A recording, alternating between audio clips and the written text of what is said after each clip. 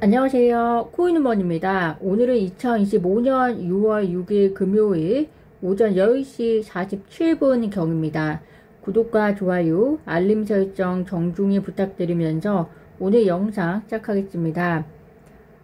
친암호화폐 정책을 약속하면서 미국 대선에서 당선되었었던 트럼프 대통령. 물론 친암호화폐 정책에 대한 약속만이 미국 대선에서의 승리의 요인은 아니지만 상당한 수의 암호화폐 기업에 의한 기부가 영향을 끼쳤다는 것은 사실입니다. 그래서 미국 대선 직후 그리고 직전에도 암호화폐 시장이 한 단계 가격적인 면에서 올라선 것은 사실입니다. 그렇지만 지금 현재 트럼프 미국 대통령을 재평가해야 하는 시점이 조금 더 빠르게 도달하고 있는 것이 아닌가라는 생각이 듭니다. 사실상 그 대통령에 대한 평가는 중간선거를 통해서 평가를 받고 하는데요. 미국 같은 경우에는 2026년 11월 중간선거가 예정이 되어 있습니다. 그런데 그 선거가 도래하기 전에 시장의 불확실성을 증폭시키고 있는 트럼프의 행보는 지금 당장으로서 보았을 때는 중간선거에 긍정적 영향을 줄 수 없을 것으로도 보입니다. 오늘 새벽에 큰 폭으로 암호화폐 시장이 폭락을 했었습니다. 그 이유가 몇 가지가 있겠지만 첫 번째가 트럼프 대통령과 테슬라 CEO 일론 머스크와의 불화인데요. 이 이유 때문에 암호화폐 시장이 폭락했다는 것은 사실 좀 우스꽝스럽기는 하나 의도적인 의도가 있었든 어떤 의도가 있었건 간에 비밀을 제공했다는 것은 정보에 제한이 있는 개인 투자자들에게는 불확실성을 준 것이라는 점에서 사실상 좋은 것은 아닙니다. 시작은 트럼프로부터 비롯되었습니다. 트럼프 대통령이 독일 총리와의 미팅 자리에서 머스크가 트럼프 행정부의 전기차 포함해서 감세 법안에 대해서 반대하는 머스크를 비판하면서 시작이 되었습니다. 그러자 일론 머스크는 해당 법안의 내용은 한밤중에 통과되어서 한 번도 본 적이 없고 자신이 없었다면 트럼프는 미국 대통령으로 당선이 어려웠을 것이다 라고 했습니다. 그러자 또 트럼프는 일론 머스크가 미쳤다라는 발언 등을 함으로써 둘 사이에 SNS상에서의 갈등이 격화되었는데요. 급기야 일론 머스크가 스페이스X 드래곤 우주선을 미국에서 퇴역시키겠다라고 이야기까지 했습니다. 현재 미국은 일론 머스크의 스페이스X를 통해서 우주인을 보내고 있는데요. 이를 더 이상 미국을 위해서 진행하지 않겠다라는 이야기를 일론 머스크가 했다라고 생각하시면 될 것 같습니다. 이러한 갈등으로 인해서 테슬라의 주가가 약 14% 폭락을 했는데요. 이것이 암호화폐에도 영향을 미쳤다라고 이렇게 보시는 분석이 있다라는 이야기입니다. 변동성이 큰 투자 자산인 만큼 증시의 하락보다 크게 영향을 받을 수도 있지만 과하게 반응한 면도 적지 않아 있습니다. 그만큼 다시 회복의 폭도 클 수 있다는 점은 참고하시면 될 것 같습니다.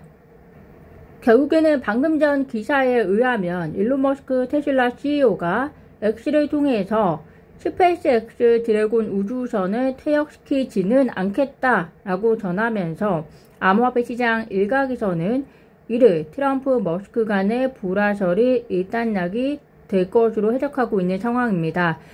중요한 것은 이렇게 트럼프 대통령이 자꾸 불확실성을 만들어내는 것이 옳으냐라는 것인데요. 현재 상황에서는 중국 시진핑 국가주석과의 통화가 전혀 투자 시장에 긍정적으로 반영이 되고 있지 않은 것도 잘 들여다볼 필요가 있을 것 같습니다. 트럼프 미국 대통령은 자신의 SNS를 통해서 제네바 협상 이후에 최근에 불거진 중국과의 협상 이행 문제로 시진핑 중국 국가주석과의 통화에 대한 결과로서 시진핑 중국 국가주석과 매우 유익한 전화통화를 마쳤다. 최근 합의된 무역협정의 세부 사항들에 대해서 논의했다. 양국 모두 긍정적인 결과를 가져왔고 통화 중에 시진핑 주석은 중국으로 나를 초청했고 나도 이에 화답했다라고 밝혔는데요. 이 내용을 잘 들여다보면 어떻게 내용을 마친 것인지 마무리한 것인지 구체적인 내용은 없습니다. 무엇이 협상 이행의 구체적인 문제였고 또 어떻게 협상을 앞으로 잘 양국이 이행해 나가겠다라는 것은 구체적인 말은 없이 단지 긍정적으로 끝났다는 것으로 본인과 미국의 힘을 과시하는 프레임에서 한 걸음 더 나아간 것이 전혀 없어 보이는데요. 그래서 양국의 이야기를 다 들어봐야 할 것 같습니다. 시진핑 중국 국가주석의 경우에는 미국과의 통화 이후에 미국은 실사구시적으로 그간 얻은 진전을 바라보고 중국에 대한 부정적 조치를 철회해야 한다. 양국은 모든 영역에 있어서 교류를 늘리고 공동인식 증진과 오해 감소, 협력 강화를 해야 한다라고 한 만큼 지금 상황이 양국의 협력을 통해서 진전을 이루어 나가야 하는 것이지 하루아침에 일방적인 한쪽의 내주기로 이루어질 수 없다는 것을 우회적으로 얘기했다라고 이해할 수 있을 것으로 보입니다. 트럼프의 그간 외교, 무역 행보가 지금 이 시기에서는 쉽게 먹힐 수가 없다는 것을 보여주는 단적인 예라고 보여지고요. 따라서 이러한 트럼프의 행보로 인해서 미국 내에서도 또 미국 밖에서 다른 나라와도 보여지고 있는 갈등들은 결국 투자 시장의 불확실성만 키워서 특히나 정보가 제한적인 개인 투자자들에게 악영향을 미친다는 점을 우리가 객관화해서 바라봐야만 하는 상황인 것 같습니다. 암호화폐 투자자 입장에서는 과거 바이든 정부에서 암호화폐에 보였던 스탠스, 특히 게리 겐슬러의 악행들이 바이든 정부의 등을 돌리게 했지만 트럼프는 또 불확실성을 조장하고 있어서 많이 아쉬운 상황입니다. 따라서 단기 투자자 입장에서는 이러한 불확실성을 적절하게 활용하는 한편 장기 투자자 입장에서는 규제의 명확성에 대한 대안이 더 적극적으로 필요한 시점이 된 것으로 보입니다. 이러한 와중에 트럼프 미디어의 사익 추구가 계속해서 논란이 될 것으로 보입니다.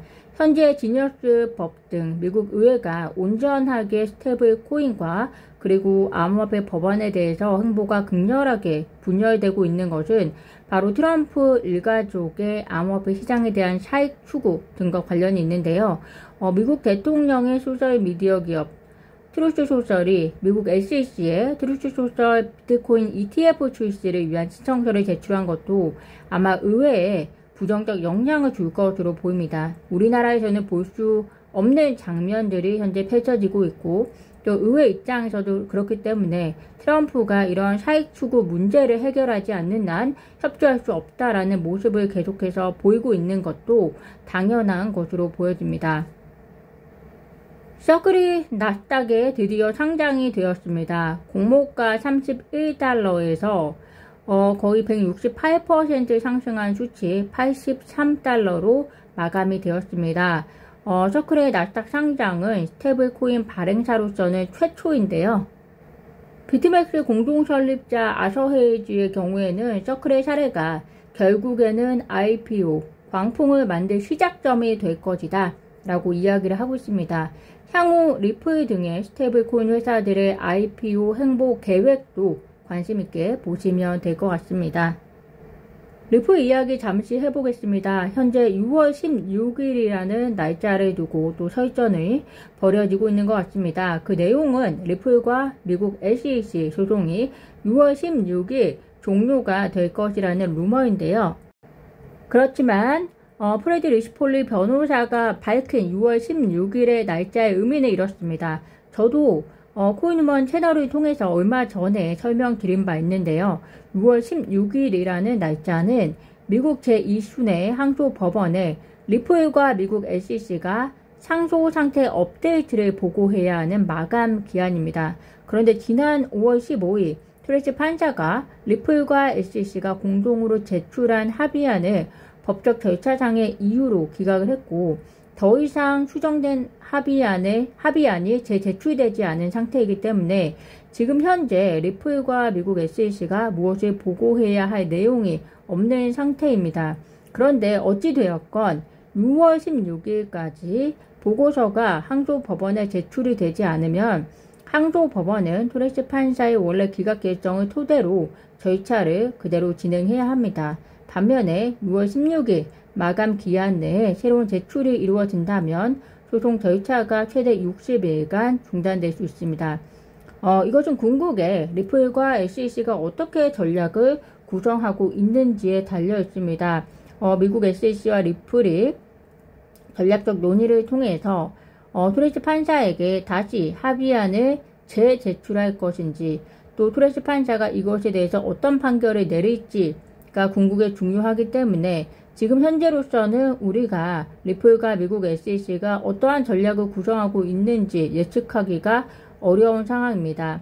그렇지만 최소한 리플과 미국 SEC가 지금 협력적인 관계에서 이 문제를 풀 것으로 보이기 때문에 지금보다 더 나쁜 상황이 펼쳐지지는 않을 것이라는 정도만 우리가 예상해 볼 수 있지 않을까 생각이 듭니다.